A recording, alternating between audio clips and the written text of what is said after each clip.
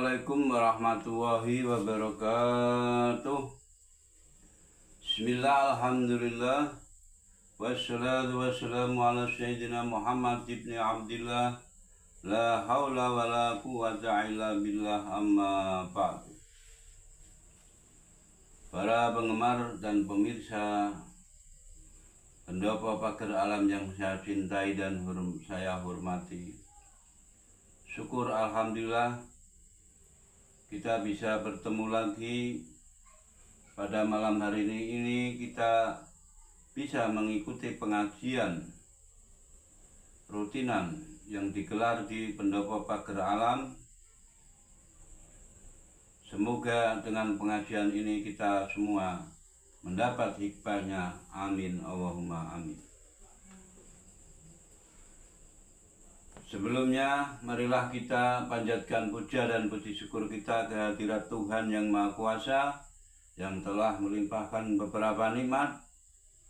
Nikmat yang sangat besar sekali adalah nikmat kita diberi keimanan dan keislaman.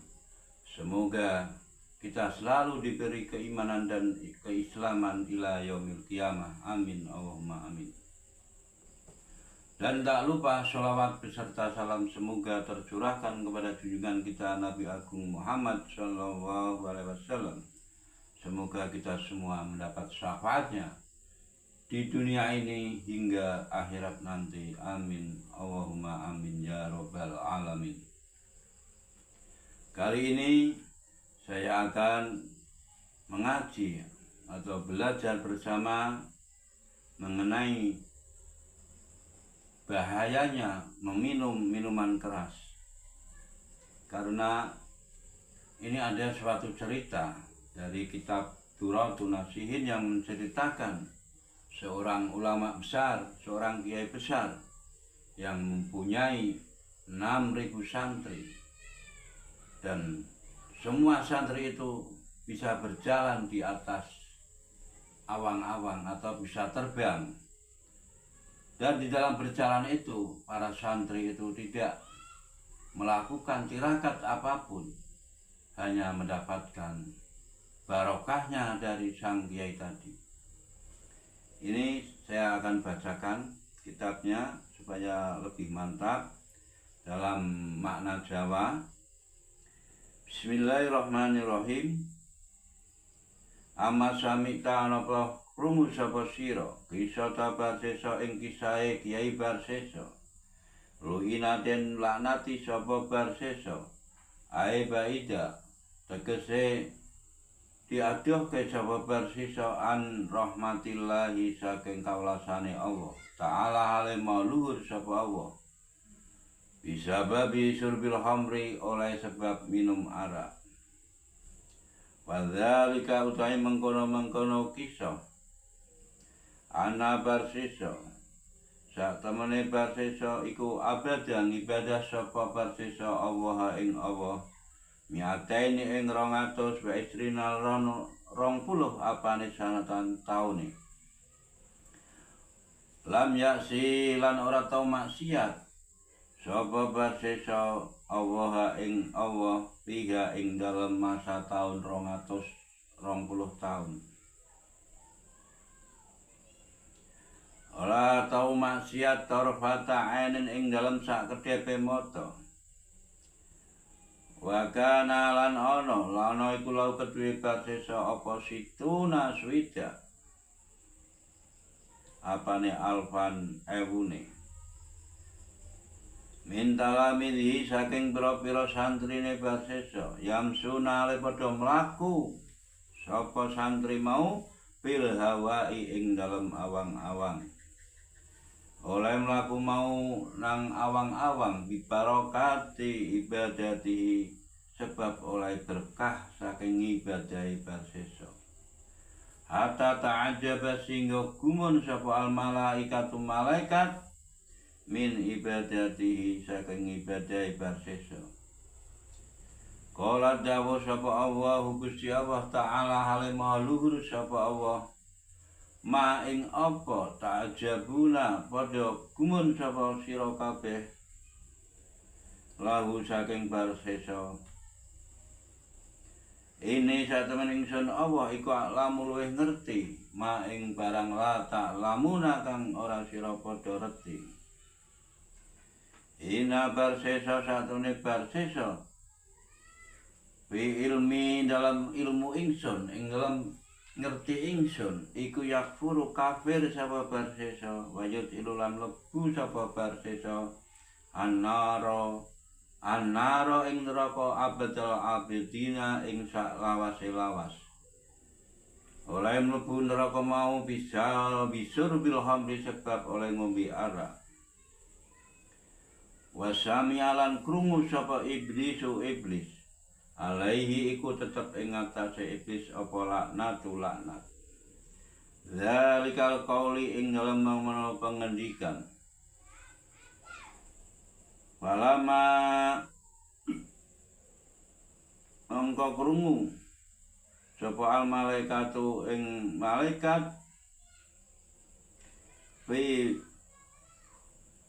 jabihi fi ta'ala fi. Maaf ini agak nggak kelihatan ini.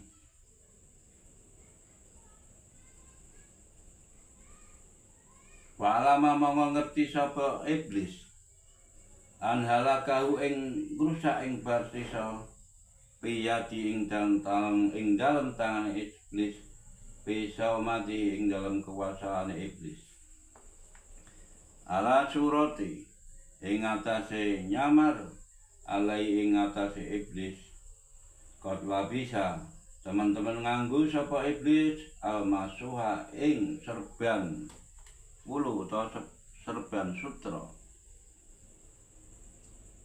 Jadi begini ceritanya. Seorang kiai besar yang bernama Barseso itu adalah beribadah kepada Allah selama 220 tahun. Dan di dalam masa itu dia tidak pernah berbuat maksiat.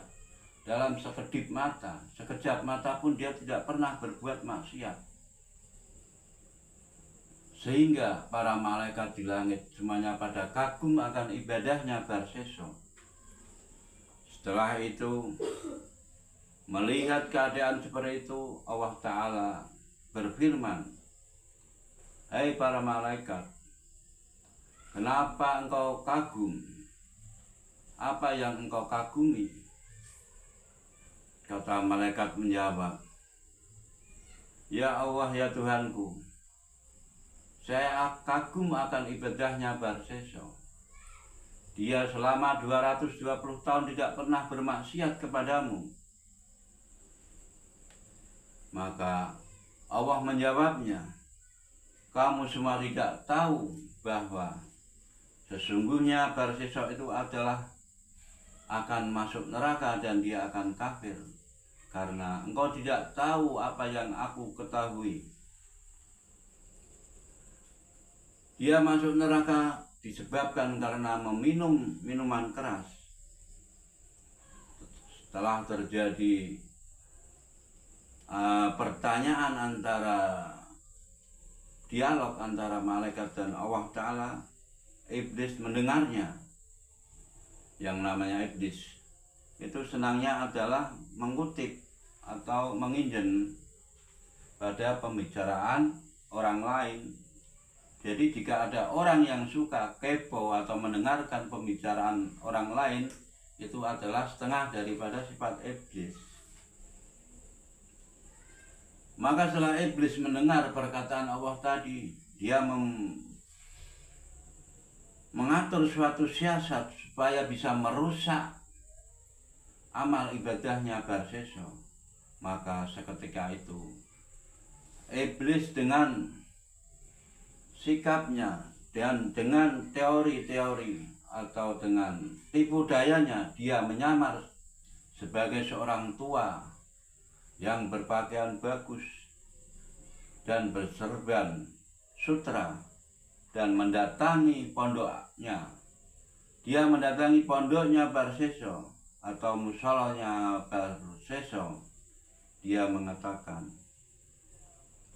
"Ya Kiai, saya ingin berguru kepadamu."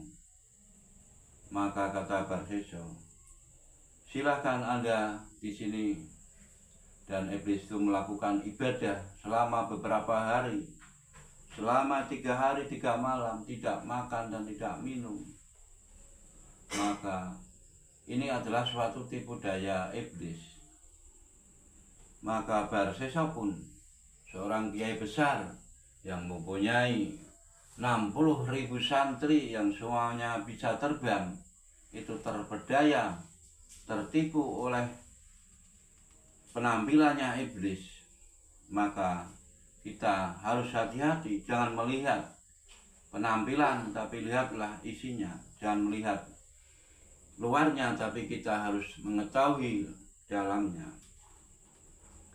Setelah kagum melihat ibadahnya iblis tadi, Barsesa lalu bertanya kepada iblis tadi, Hai orang tua, bagaimana bisa engkau beribadah selama 3 hari 3 malam, tidak makan dan tidak minum, sedangkan aku saja yang beribadah selama 220 tahun tidak bisa. Saya tidak bisa meninggalkan makan dan minum dan tidur. Lah ini iblis, orang iblis itu ya biasa-biasa saja, tidak makan, tidak minum dan tidak tidur, itu suatu hal yang biasa. Ini Barsesa sangat kagum, padahal ini adalah tipu dayanya seorang iblis. Setelah bertanya kepada orang tua tadi, yaitu iblis, iblis itu menjawab, kalau kamu ingin seperti aku, Barsesa, kamu harus melakukan maksiat, maka ibadahmu akan lebih tenang dan akan lebih khusyuk. Aku bisa seperti ini, saya karena melakukan suatu maksiat. Sehingga apabila saya teringat akan perbuatan maksiatku tadi, maksiat yang pernah kulakukan, maka saya lupa tidur, saya lupa makan, dan saya lupa minum. Jika Anda ingin seperti saya beribadah selama beberapa hari, tidak makan, tidak tidur, tidak minum, bisa kuat, maka harus melakukan suatu kemaksiatan. Lah apakah maksiatnya itu, hai orang tua? Kata Barsesa kepada iblis itu yang menyamar menjadi orang tua. Apakah kamu pernah membunuh? Kata Barsesa, aduh, kalau membunuh itu terlalu dosa besar, itu sangat dilarang oleh Tuhanmu. Kalau kamu tidak berani membunuh, beranikah kamu berzina dengan seorang wanita? Saya tidak berani, itu pun suatu dosa yang sangat besar, yang dilarang oleh agamaku. Maka iblis, oh begini saja, dosa yang paling ringan adalah dosa meminum khamr atau arak, itu dosanya sangat ringan.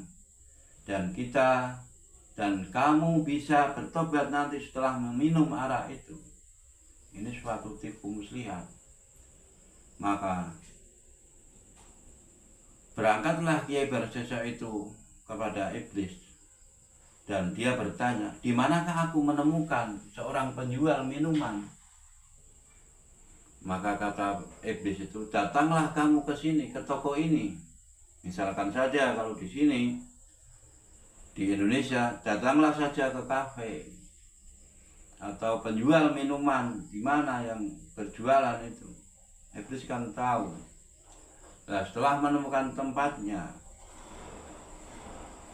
tempat seorang penjual minuman tadi, lalu Kiai Barsesa itu membelinya.